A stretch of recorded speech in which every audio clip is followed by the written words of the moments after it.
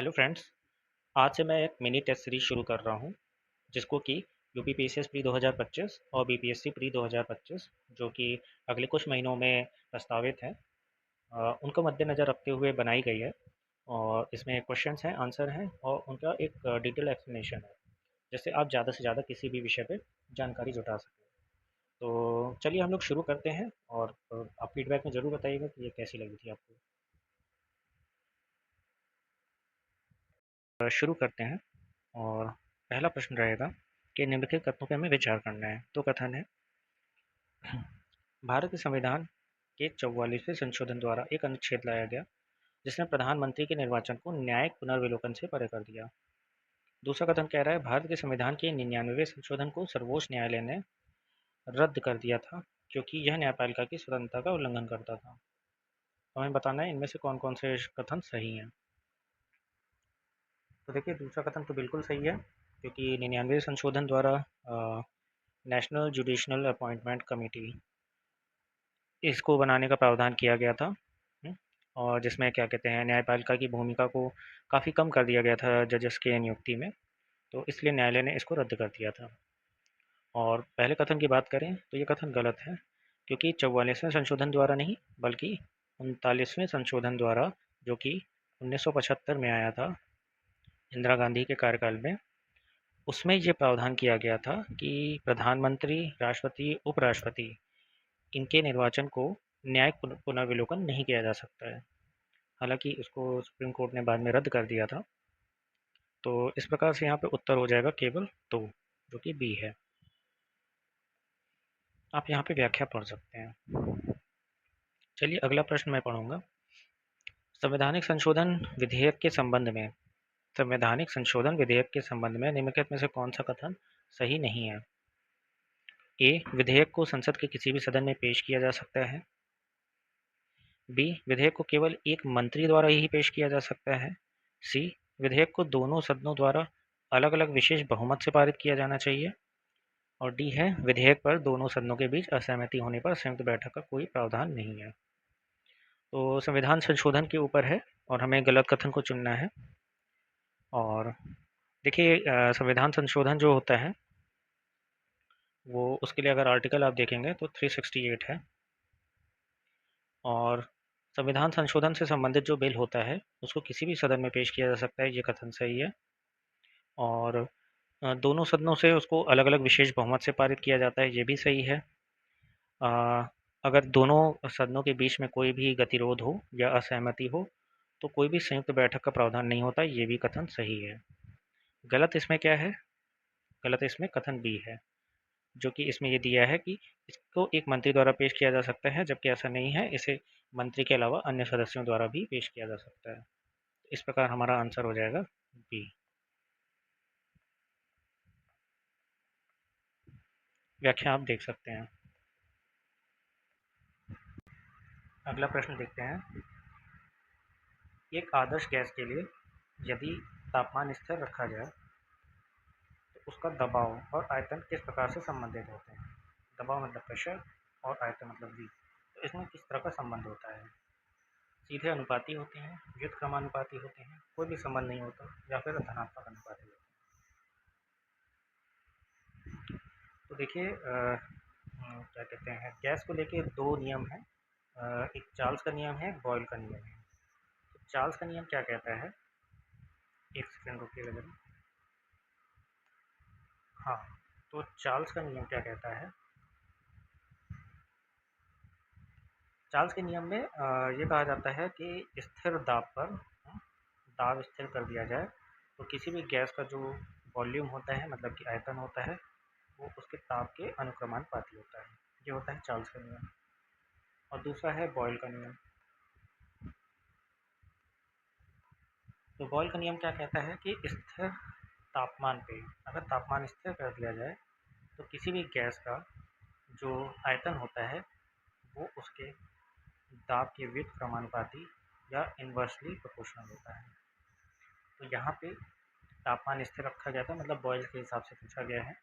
तो यहाँ पे जो ऑप्शन होगा वो हो जाएगा बी, व्युत्क्रमानुपाती। ये वाला संबंध होगा।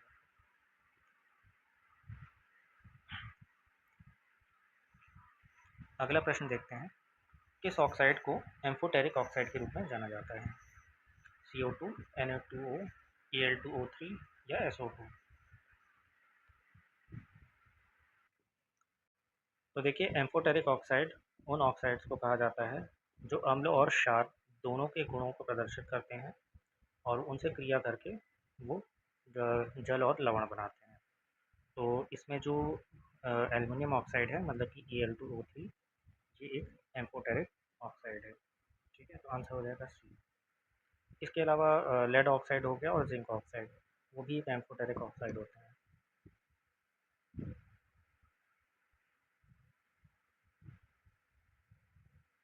अगला प्रश्न है, यदि किसी व्यक्ति के शरीर में प्रतिमूत्रक हार्मोन, मतलब कि एंटी डायूरेटिक हार्मोन जिसको एडीएच कहते हैं, उसका स्राव कम हो जाए, एडीएच का स्राव कम हो जाए तो इसके क्या परिणाम होगा?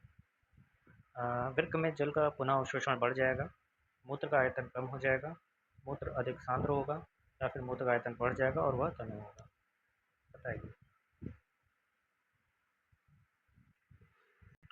तो देखिए, एंटी डायूरेटिक हार्मोन जो होता है, मतलब कि एडीएच, इसको हम वैसोप्रेसिन भी कहते हैं। पहले तो आप ये नाम एक बार आप रिवाइज कर लीजिए। हो सकता है कि नाम चेंज करके कभी एग्जाम में पूछे तो आप कंफ्यूज हो सकते हैं। तो इसको वैसोप्रेसिन कहा जाता है और ये कहाँ बनता है? हाइपोथैलेमस में। हाइपोथैलेमस में इसका निर्माण होता है। अच्छा, इसका कार्य क्या होता है? इसका कार्य होता है वृक्क में जल का पुनः अवशोषण को बढ़ाना, जो कि ये पहला वाला ऑप्शन है, ये इसका कार्य है। मतलब कि अगर इसकी मात्रा बढ़ेगी तो हमारी किडनी में जल का अवशोषण है, वो पुनः अवशोषण वो बढ़ जाएगा। मतलब कि हमारी किडनी जो है कम यूरिन का प्रोडक्शन करेगी। अच्छा, तो यहाँ पे क्वेश्चन है कि स्राव कम हो रहा है तो इसका क्या परिणाम होगा? तो जब स्राव कम हो जाएगा तो जाहिर सी बात है कि पुनः अवशोषण कम होगा और हमारी यूरिन की जो मात्रा होगी वो बढ़ जाएगी। और यूरिन की मात्रा जब बढ़ेगी तो जाहिर जाहिर सी बात है कि वो डाइल्यूट हो जाएगा, क्योंकि उसमें घोले हुए जो लवण की मात्रा है और अन्य जो बाइकार्बोनेट्स और अन्य चीज़ है वो उतनी ही रहेंगे। तो इस तरह से मूत्र का आयतन बढ़ जाएगा और वह तनु हो जाएगा। Option D.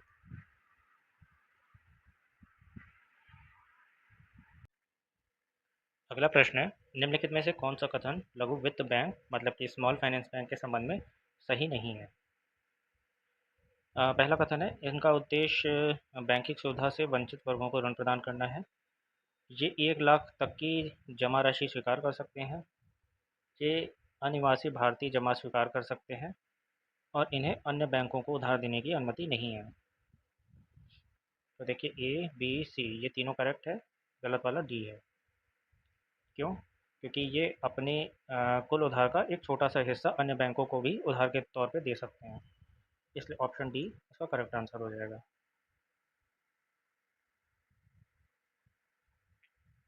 अगला प्रश्न है, पीर पंजाल पर्वत श्रृंखला किस हिमालय खंड का हिस्सा है? ट्रांस हिमालय, महान हिमालय, मध्य हिमालय या फिर शिवालिक हिमालय? तो देखिए, पीर पंजाल जो है ये मध्य हिमालय का हिस्सा है, इसलिए ऑप्शन सी यहाँ पे सही आंसर हो जाएगा। व्याख्या देखें अगर तो पीर पंजाल, धौलाधार, महाभारत, ये सभी पर्वत श्रृंखलाएं मध्य हिमालय या फिर जिसे लघु हिमालय भी कहा जाता है, इनका हिस्सा है। और इनकी अवस्थिति देखें तो ये महान हिमालय के दक्षिण में होते हैं और जो शिवालिक श्रेणी होती है उसके उत्तर में होते हैं। मतलब कि महान हिमालय और शिवालिक के मध्य में स्थित होते हैं। अगला प्रश्न है, गोबी रेगिस्तान जो कि एशिया के सबसे बड़े रेगिस्तानों में से एक है, किन दो देशों के बीच अवस्थित है? चीन भारत, चीन और रूस, मंगोलिया और रूस, और मंगोलिया और चीन? तो यह मुख्यतः मंगोलिया में स्थित है और कुछ हिस्से इसके चीन में भी आते हैं, तो ऑप्शन डी यहाँ पे सही आंसर हो जाएगा।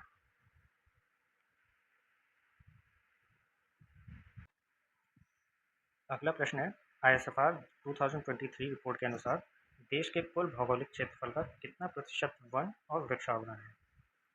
21.71, 22.17, 24.62 या फिर 25.17%? तो यहाँ पे संयुक्त रूप से वनावरण और वृक्षावरण पूछा गया है, जो कि है 25.17%।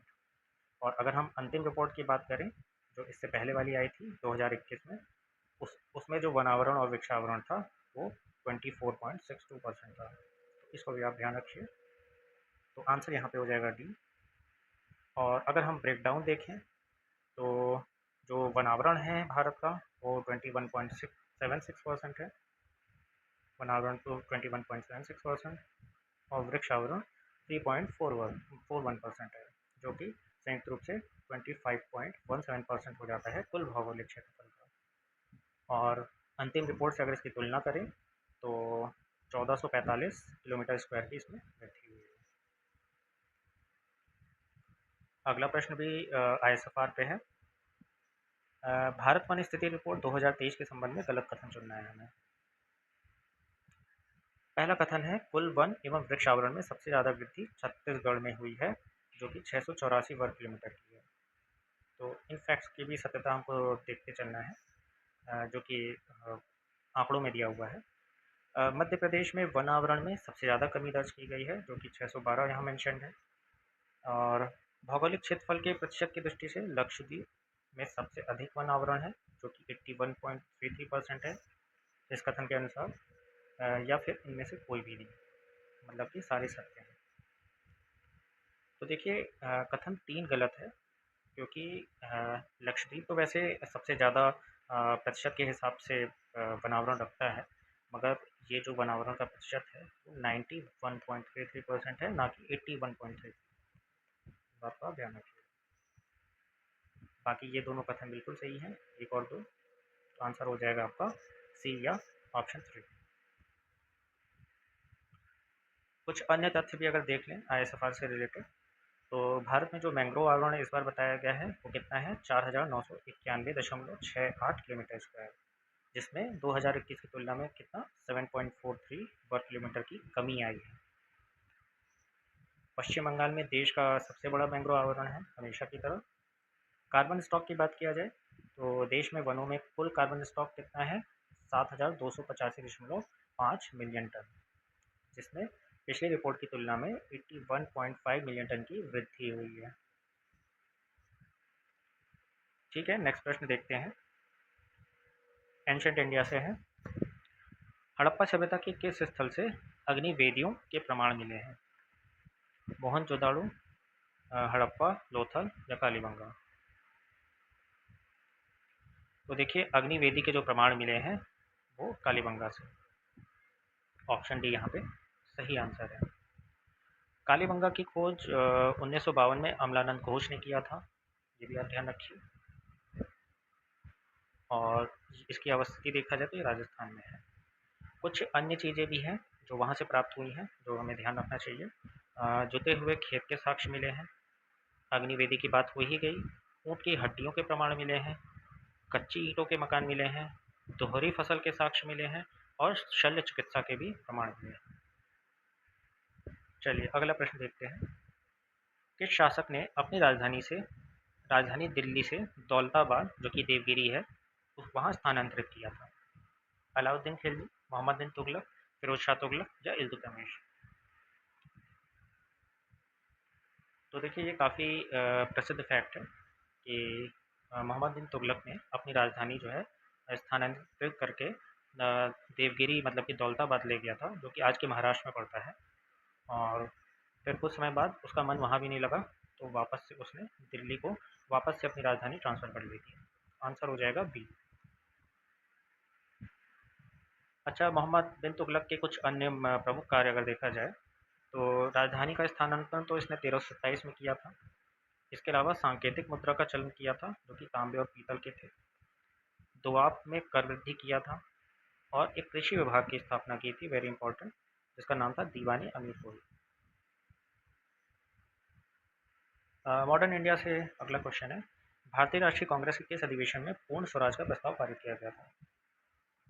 1929 का लाहौर अधिवेशन, 1928 का कलकत्ता अधिवेशन, 1931 का कराची अधिवेशन या 1927 का मद्रास अधिवेशन? तो ये भी काफ़ी कॉमन क्वेश्चन है और सही आंसर है 1929 का लाहौर अधिवेशन, जिसकी अध्यक्षता की थी जवाहरलाल नेहरू ने। यहीं पे पहली बार पूर्ण स्वराज का प्रस्ताव पारित किया गया था कांग्रेस की तरफ से। अच्छा, यहाँ पे एक चीज़ और हुई थी, जिसे आपको ध्यान रखना चाहिए कि इसी अधिवेशन में 26 जनवरी को स्वतंत्रता दिवस के रूप में मनाने का निर्णय लिया गया था।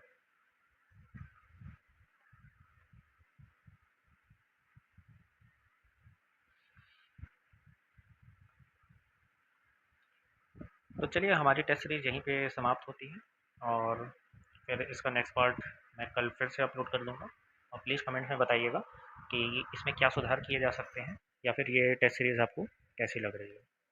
देखने के लिए बहुत बहुत धन्यवाद।